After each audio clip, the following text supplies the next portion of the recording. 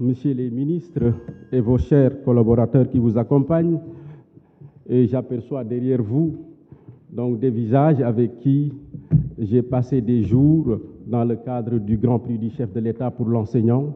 Et Monsieur le ministre, je saisis l'occasion pour vous dire que c'est un grand honneur pour moi de faire partie effectivement de ce grand jury du chef de l'État. Et je peux en distinguer principalement le président, Monsieur Diat. Monsieur le Président de l'Assemblée nationale, j'aperçois sur la tribune des élèves.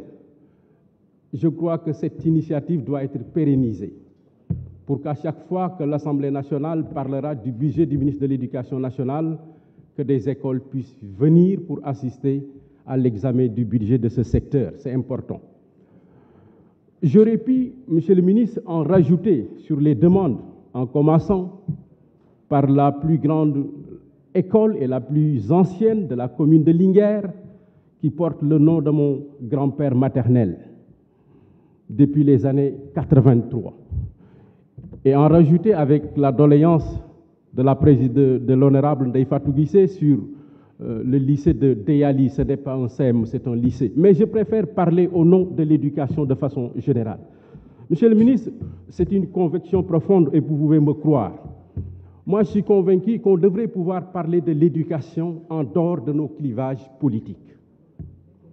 On devrait pouvoir parler de l'éducation en dehors de nos opinions partisanes. Et c'est une conviction profonde. Je ne suis pas un nihiliste. Le chef de l'État a fait des efforts considérables pour le secteur de l'éducation. Personne ne peut le nier. Mais pour autant, les problèmes subsistent. C'est pourquoi nous cherchons à mettre le curseur là où se trouvent les problèmes. Si nous le faisons, c'est de la critique positive. Et je crois qu'on doit les accepter comme tels. Nous, les députés, c'est vrai, moi, je n'aime pas qu'on parle de l'éducation nationale de cette façon. On ne va pas dire le président Macky Sall a fait tout. Oui, il a fait. Mais il en reste. Il en reste. Et c'est normal. Pour dire simplement que si nous posons aujourd'hui la question du déficit des enseignants sur la table, mais c'est légitime. Dama jàpp na état fépp fu muy ubbi école classe dafa war a dugal enseignant. Dégg naa ñu naan enseignants yi liñ ci recruter dafa bari. Kon yeneen secteurs yi dañ leen a war a aussi jox seen wàll. Je dis attention, le secteur de l'enseignement est un secteur particulier qui doit être traité de façon particulière. Mënuma nangu man ci sama malheureusement le temps dama jàpp ne déficitu enseignant waratuñ ko wax ci Sénégal. Système bi dañ ci war di injecter chaque année au minimum 5000 enseignants. Bon, nous stabiliser au moins. Mais si nous pensons que l'enseignement, l'éducation coûte cher, comme disait l'autre, essayons l'ignorance.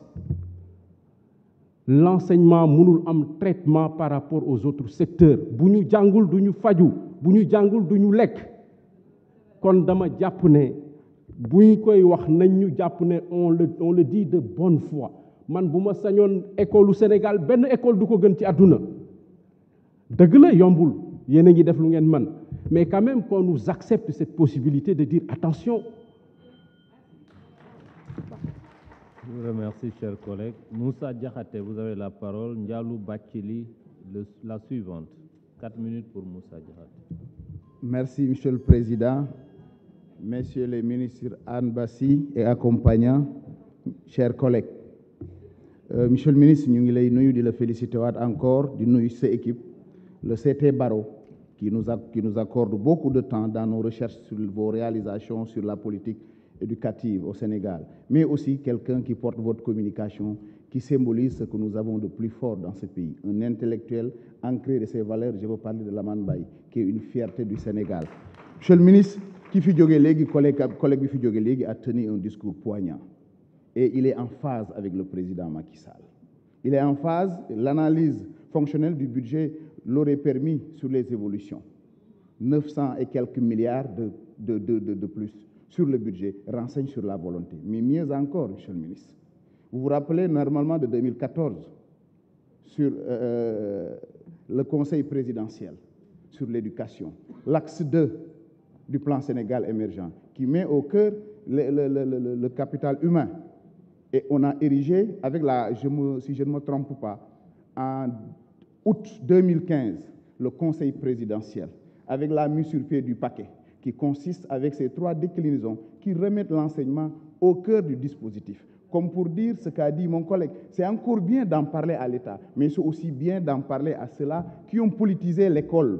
Nos enfants nous reviennent de l'école en disant des enseignants qui leur disent « Ko faral, ndox di nga andal, ndox di nga angal ». Ce phénomène-là est nouveau. C'est important aussi. En portant ce discours, très chers collègues, nous croyons à votre bonne foi. Mais heureusement que votre discours coupe aussi avec la vision du chef de l'État. Si vous permettez, je peux démontrer que votre souci de faire de cette école-là une école d'excellence est le souci premier du président Macky Sall. En faisant quoi dans l'axe 3? Déjà, je l'ai dit, sur le paquet qui renseigne et qui repositionne l'école au cœur. En faisant quoi? En réintégrant les Dara dans leur système. Le système les histoires de Dara, qui est revenu avec 6 milliards. Mais mieux encore, qu'est-ce que le président a encore fait dans ce domaine-là? Le curricula qui a été revisité. Mais aussi, s'il vous plaît, le curricula qui a été visité, qui permet l'enseignant de devenir au cœur. Mais mieux encore, pour qu'un enseignant puisse enseigner, il faudrait qu'il ait une conscience tranquille. La hausse substantielle du salaire de l'enseignant, qui permet à cet enseignant-là, certainement, de pouvoir régler des questions de base. Mais mieux encore, dans cette même logique, Monsieur le ministre, le président Macky Sall a permis de repositionner l'école, n'est-ce pas, avec le président qui avait défini une école pour tous, une école de la qualité, une école viable, stable et pacifiée. Tout ceci montre nettement la volonté première d'ériger en priorité l'éducation au niveau national. Comme pour dire qu'il n'y a pas de hasard. Si on est arrivé à ce niveau, si ce qu'on a fait, on l'avait fait dès le début, effectivement, on aurait dû régler les problèmes des abris provisoires. C'est pris en compte. Ce n'est pas une question qui a été occultée. On l'a pris et on est en train de le résorber parce que déjà, ce qui a été construit, plus de 8000 et quelques constructions, déjà de 2012 à 2023, si on continue le pacte, c'est voilà là où je dis qu'il est important de rester dans la continuité. L'éducation est repositionnée, il faudrait élire quelqu'un qui est capable de continuer ce travail-là parce que la barre est très haute. Les enseignants demandent encore, Monsieur le Président, dans le gap des enseignants, Monsieur le Ministre, les enseignants du classe passerelle sont formés, préparés. C'est la solution Johnny pour régler le problème, le gap de l'enseignement et permettre l'enseignement d'aller de l'avant. Malheureusement, le temps ne nous permet pas de développer, mais on reviendra certainement. Mais dites au président de la République, nous avons apprécié, vous Sénégalais, élisez quelqu'un qui comprend la vision du président et certainement continuer ce qui est en train d'être fait au niveau de l'éducation. Je vous remercie. Merci, chers collègues. La parole est donnée à Madame